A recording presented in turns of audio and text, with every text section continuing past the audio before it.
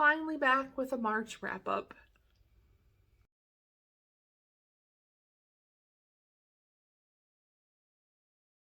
Hey everyone, it's Mary. Welcome back to my channel, and I got to looking at the calendar the other day and was like, I never actually did a March wrap-up.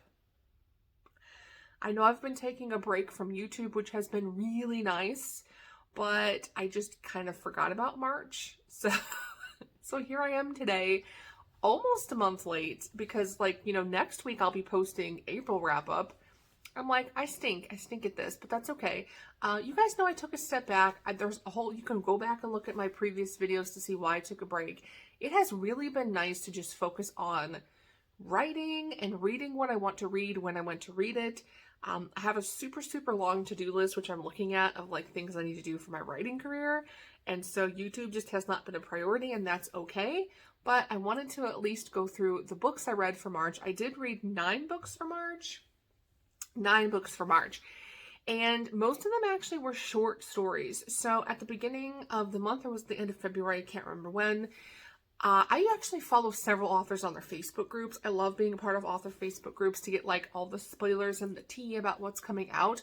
Because otherwise, I have so many books I read in a year, I forget about stuff unless I pre-order or I'm a part of someone's Facebook group. So my favorite authors I follow on Facebook, and I can't remember if it was Serena Akeroyd. I think it was Serena Akeroyd, but they had a link to some kind of special thing with Prolific Works where it was 50 authors who released little one-off short stories that were either prequels to a series that they've created, side stories that are part of a series, whatever. They were connected to other works that they've done.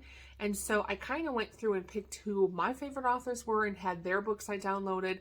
And then if there were some authors that are I've heard of your stuff, but I haven't read you yet, I pulled out a few short stories just to see if I liked it and if I wanted to continue reading any of their other books. So a lot of the books I have on here are actually really short stories that you can't find, I don't think, on Amazon. So I don't know how helpful this will be, but I'll share them with you anyway. The very first book I read was Filthy Richer by Serena Akeroyd, and this one is a spin-off of Filthy Rich, which is the story of Owen and Anessa. I gave this one 5 stars because I love her whole 5 Points Mob collection and the Filthy Feckers and all that stuff, so of course I loved this one, but realistically, this one is not going to be very helpful to you unless you've read the series. It is quite literally a spin-off of these two from their original book, which is Filthy Rich, and it talks about their life in the future. They've been married for a while, they're expecting their first child, and dealing with some of the issues that kind of stemmed from that previous book and from the recent events in the series. So if you're not part of this series, you're not going to care about this book. But I loved it, and I gave it 5 stars. The next book I picked up from Prolific Works is called The Wrong Brother by Monica Murphy.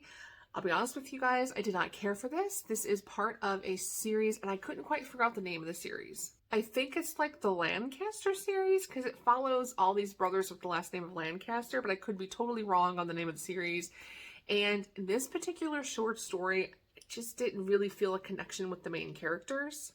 Their characters are Grant and Alyssa, and the story goes that Finn and Grant are brothers, and they're on some kind of work trip, and Finn usually sets up ladies of an ill reputation to come visit him in his hotel room for a little, and he tells Grant's assistant that he's doing this, and she has a crush on Grant, so she decides to sneak into his hotel room to be the woman of ill reputation.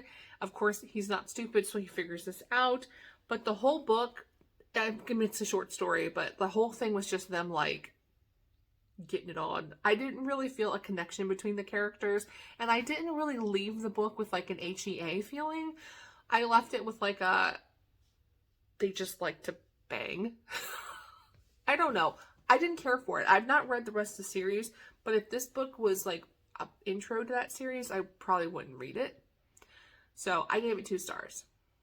The next book, total opposite. I have not read this series, but I really want to read it now that I read this one. And it's called Thief of Virtues by L.A. Cotton.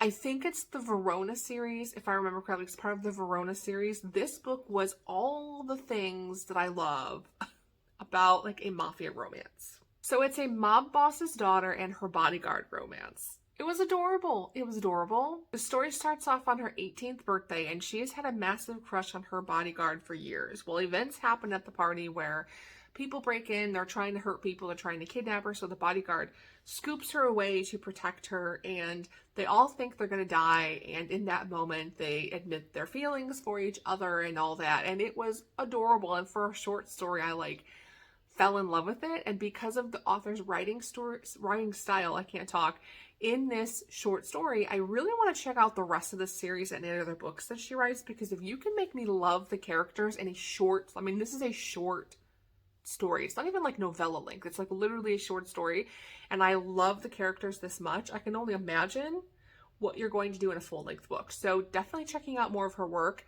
or his work. I don't know, it just says L.A. Cotton. Is it a boy or a girl? I don't know. The author, I'm going to check out their work because I loved it.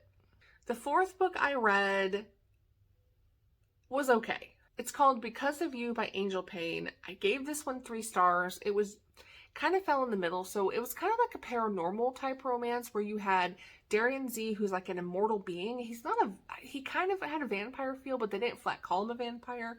He's immortal. He's been cursed to live forever and can never be killed.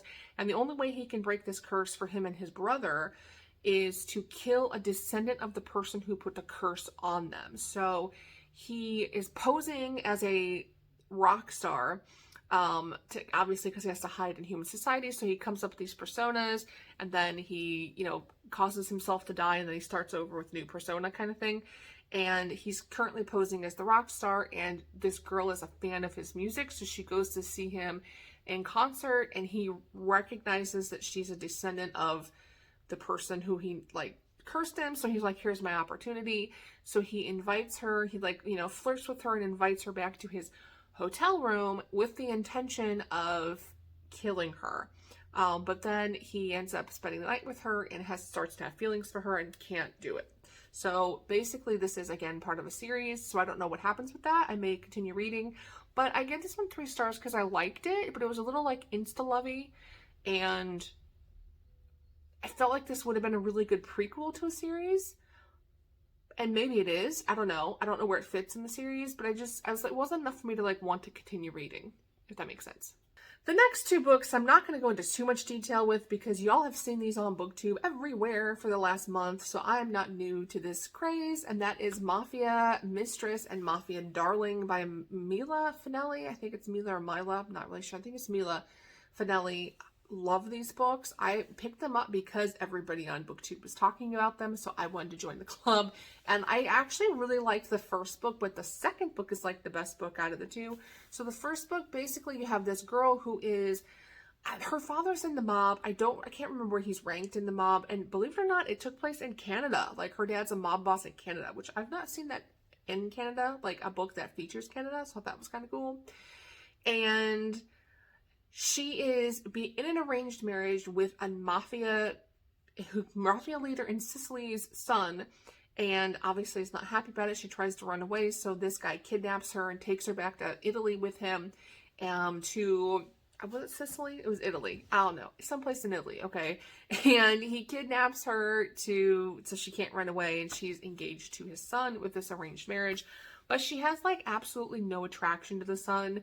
They're just good friends. So she's like, well, this is going to be awkward because I don't have any, I don't want to marry this guy, but she is interested in the father. And so sparks fly between her and the father, and circumstances happen where the father's like, forget it, I'm just going to take you for myself and I'll marry you.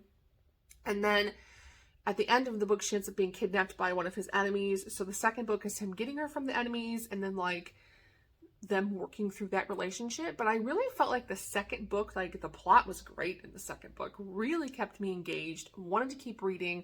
The relationship between the 2 of them was believable. It was a great emotional depth relationship.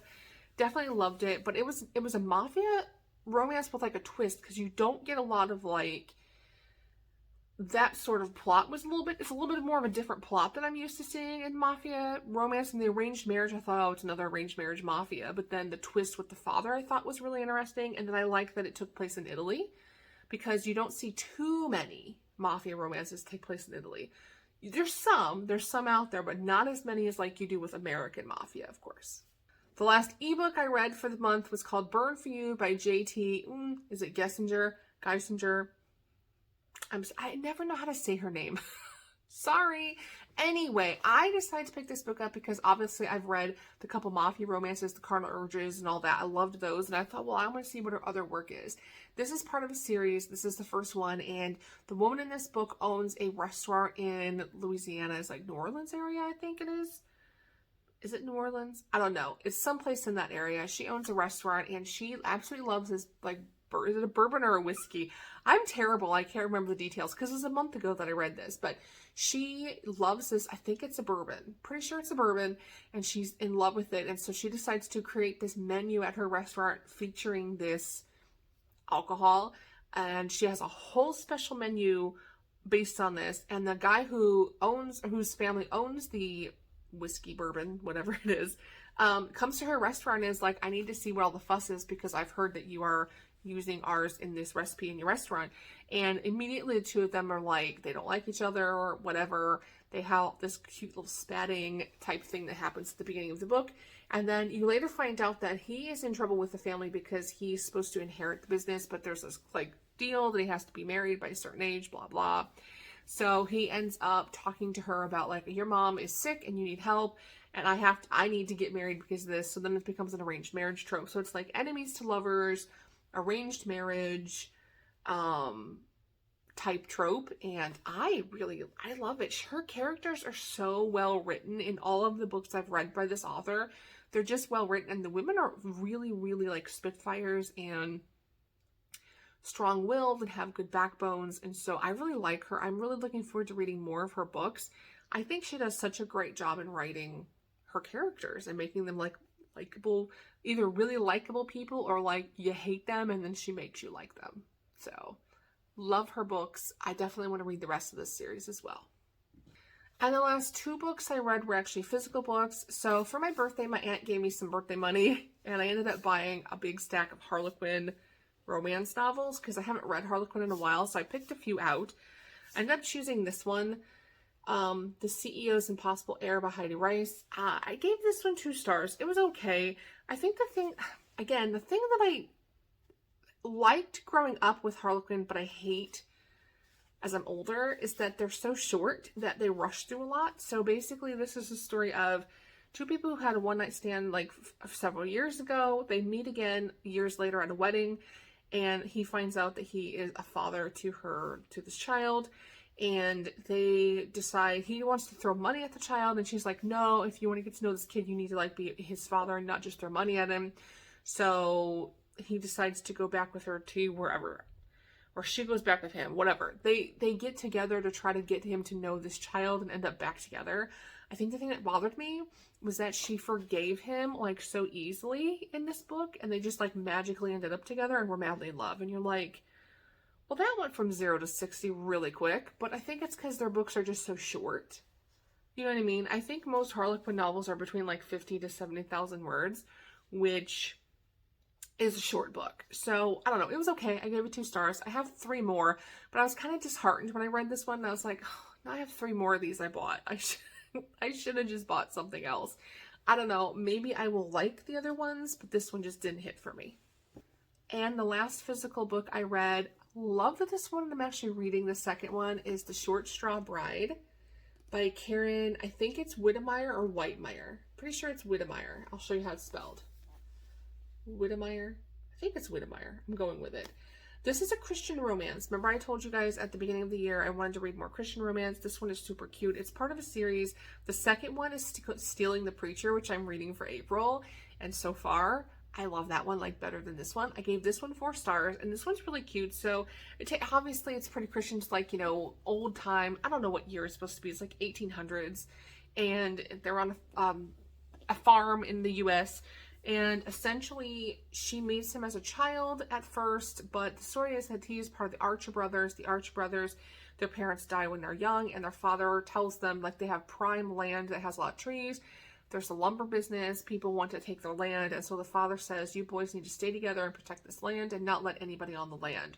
So they become kind of this fable in the community because they have these signs up, no trespassing, and no one ever comes off the land. Like, they don't come into town to buy things. They don't come into town to work. They literally live off of the land in their homes, and they never leave. And so one day, the girl in this book overhears people saying that they are going to go in and cause a barn fire to force them off the land, because they basically want to wipe them out so that this lumber company can take their business. So she ends up sneaking in to tell them, hey, they're about to burn your barn down and steal your land. And the two meet. And then she ends up being injured, so he takes care of her while she gets better. Which obviously in the 1800s, you're a woman in a house with a bunch of boys who are grown men at this point, and that's a big no-no. So she ends up being forced to marry one of the boys. That's why it's called the short straw bride, because they draw straws to decide who's going to marry her. So then the rest of the book is about her and her husband falling in love with each other. And I really liked this one. It was super cute. The characters were very likable. And then the next book that I'm reading is actually another brother who decides to leave the farm to become a preacher. So that's why it's called Stealing the Preacher. But it's really cute. I like that book a lot, and I'm gonna look and see, because I think there's like 3 books in the series. So that's the 9 books I read in March. Kind of a variety, a lot of short stories, and April has a lot of Mafia. So prepare yourself. Okay, that's all I got. What did you guys read in March, and what was your favorite book you read?